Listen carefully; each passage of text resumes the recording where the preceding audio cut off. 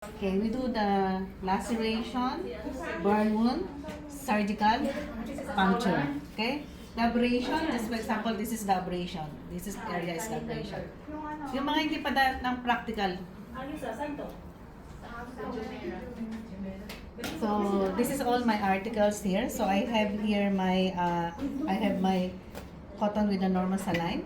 So I have my jello net here. So I have my 5x5 gauze and 1x1. So this one I will use to irrigate the puncture wound. So I have my normal saline here, 10 ml. And I have also here the Povidone solution. So I also have the Povidone solution stick that I will use for my laceration and also my surgical wound. Then I have my different size of bandage here, plaster also, and I have my non-toothed needle holder, surgical scissor, bandage scissor. So I have sanitizer, Povidone solution, normal saline, and I also have my dressing pad here that I can use to some of the wound here. It depends to the wound here, okay? So first thing I need to do is the laceration, wound laceration. So I will be sanitize my hand and then I wear my gloves. I just introduce myself to Miss Manila that I need to do some changing of their dressing on their laceration. Is it fine, Miss Manila? And then this is, I put my patient on spine position, at least he will be relaxed while I'm doing the dressing. So first, I start now, then for my patient that I will touch, so I put my underpad. So to prevent soiling the mattress and also the linen and also the clothes of the patient. So first thing I need to take my non-toothed forceps and the needle holder. Are you okay, Miss Manila? Sorry for this trick. So I just wet this one because I don't want to harm the skin of my patient. So make sure you won't harm the skin by the plaster. So you can remove also easily when you make it wet the plaster.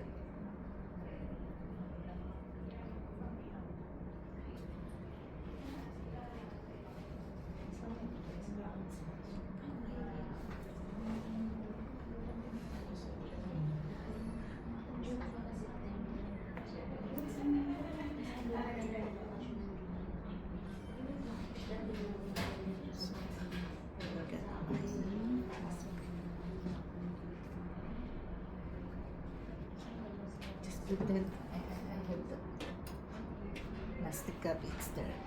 Okay. So this is the laceration. So they have 5 stitches here. So I take again the normal saline, cotton with the normal saline, then I squeeze it, remove excess water here, and then I just dump here from the clean area to the dirty area. So dump. So I discard. Take a new one, dump again. So I discard and take a new one. So I just clean the surface, one stroke, discard, take new one, another one stroke, and then discard. And I take dry gauze to dry. And make sure my gauze is not dangling on the wound of the patient. So I just dump again, discard, take new one more dump, and then I take new one, and then I dry the surface and discard again and discard. So I open my Povidone stick.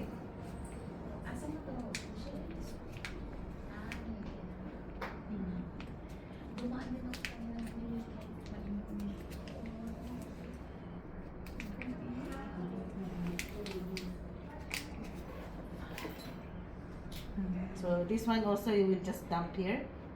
No need to put too much, okay? Put too much more irritating. So I just discard this one. This is one time use only. Per one patient, one stick, okay? Because I will just reuse it later. So because the wound is just so small, even I want to use this one. So if I use this one, this big, So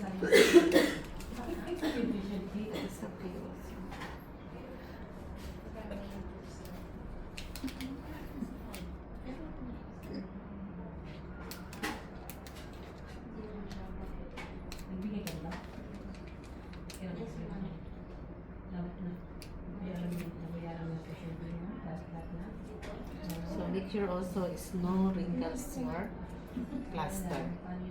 Okay? Okay. So now I'm done for the laceration. We will I open new set of dressing. Okay? So again, I put this one. So for the burn wound, same thing. How you clean the laceration. So you just also, this is the burn area. So from the clean area, the dirt area, discard. One more thing, and discard. Then after, another one, and discard. So I take again, dry one.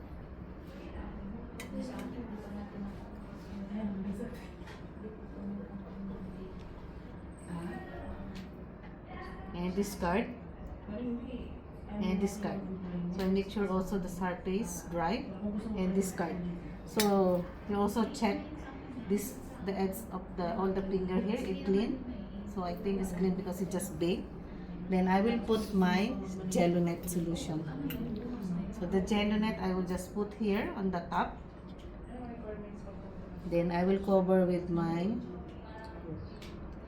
piece of gauze here.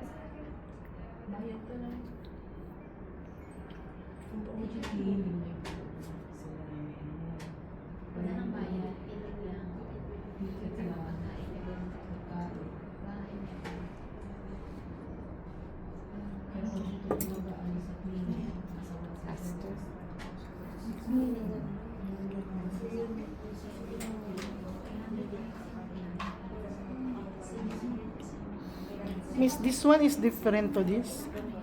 Same. Oh, This one? No, different. That is Gelunet. With the Povidone with the gel.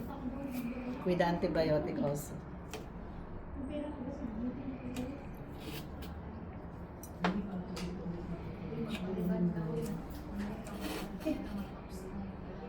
How about the stick, ma'am? Is same this one? Yes, the stick is same with the Povidone liquid.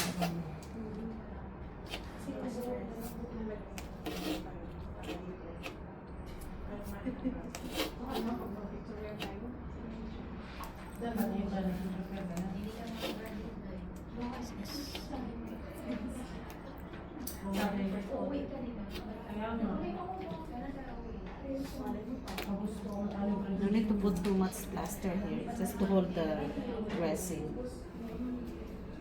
Because you will put bandage. So when you're putting the bandage, not all this way, this way.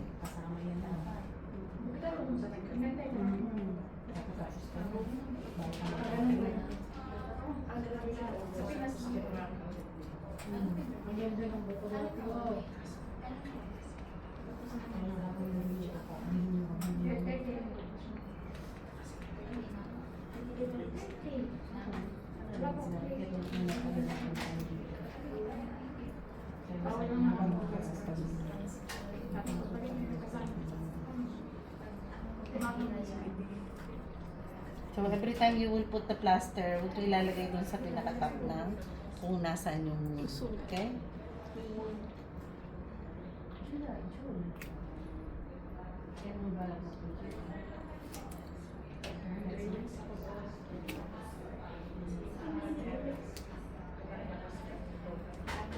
Ayan siya. Okay, Miss Marina, you okay? So, because you have a lot of wounds, so I need to go for your puncture. Okay? So, different patient. I remove my gloves. So, I change also my dressing set. So, I need to put under the knee of Mr. Manila. Hindi na siya miss? Okay. So, I need also this one because I need to irrigate my patient.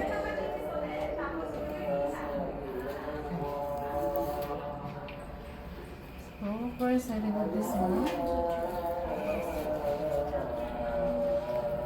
Okay, Miss Manila, Mr. Manila. So this is the puncture.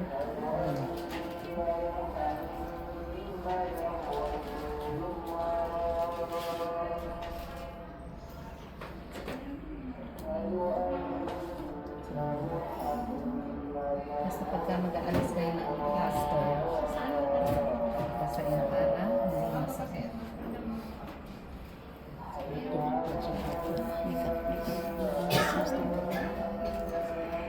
Ha?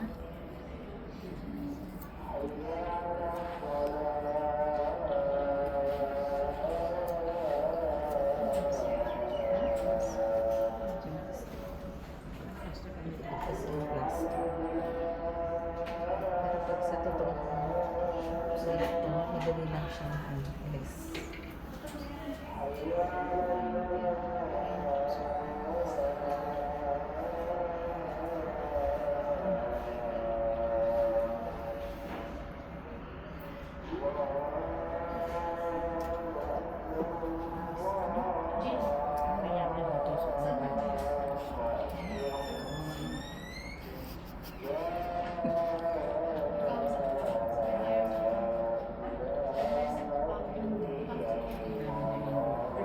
Bumaon hanggang labas, oh.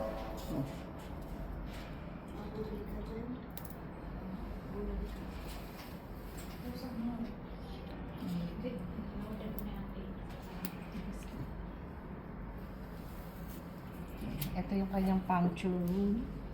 So, sa mga first day, second day, so pwede nyo siyang i-irrigate. So, irrigate nyo from here. So, lalabas siya dito. Okay? Pero mga after mga 3 days, maybe o yung top ang nagsara o yung ilalim yung nagsara. So, ang gagawin, hindi nyo na siya mai-irrigate. So, all you can do, magbabasa kayo ng gauze na to, isusok-sok nyo dun sa loob at saka nyo hihilahin ulit. So, basa ka uli ng another one, put again inside and then pull it again. Pag close na yung ilalim. Pero pag hindi, you can irrigate. Saline pa rin yun. Normal saline pa rin. Okay? You can use normal saline to irrigate here. So, syempre lalabas dito yun. Hanggang sa yung lahat ng dirt makikita nyo. So, pag irrigating na siya, pag de-dressing natin siya,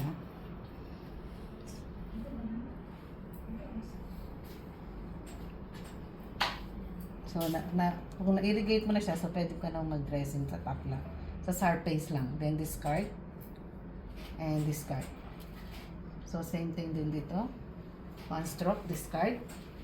And then 1 stroke, discard. Then yung surface, pwede mo i-dry. So, ibabag natin para ma-dry.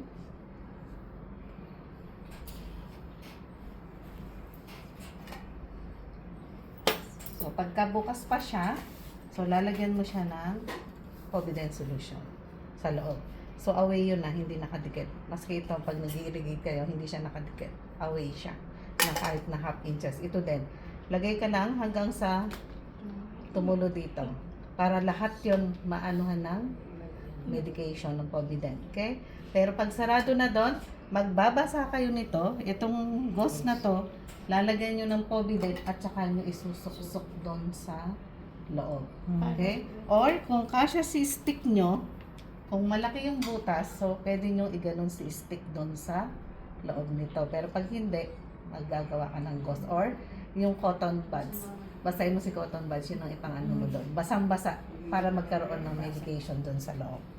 Okay? So, tapos na tayo ng dressing. Mag-dry na natin. Ano natin ito? Tatakpan lang natin siya. Pwede naman maliit lang kasi maliit lang naman yung ating importante lang matakpan yung pinaka site ng wound. Ito niya.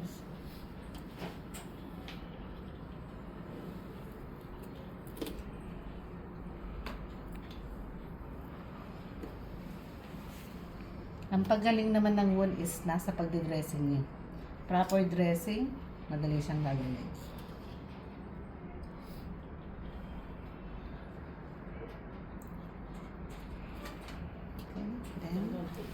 natin ng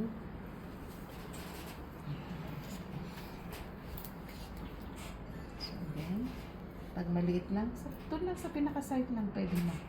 Unless na malaki yung wound. So, pwede nyo siyang lakihan mo. Pero ito, dito. Tama ko lang siya ng konti dito. Okay na siya. Ito.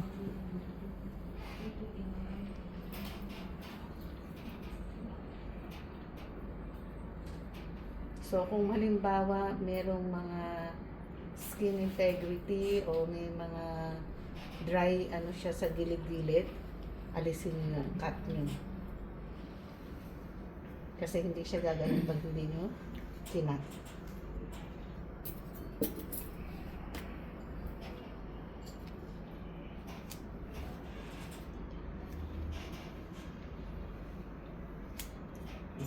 Okay? So, pag si abrasion, for example, ito si abrasion natin sa side na to. So, ang linis lang kay abrasion. So, for example, different patient.